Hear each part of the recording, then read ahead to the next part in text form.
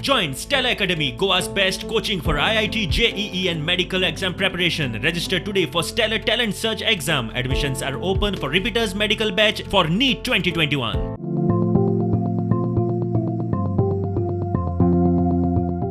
परवरे पेन्हा de फ्रांक बांधिल्ले मुंबई हायकोर्टाचे नवे बिल्डिंगेचे शेनवारा उक्तावण.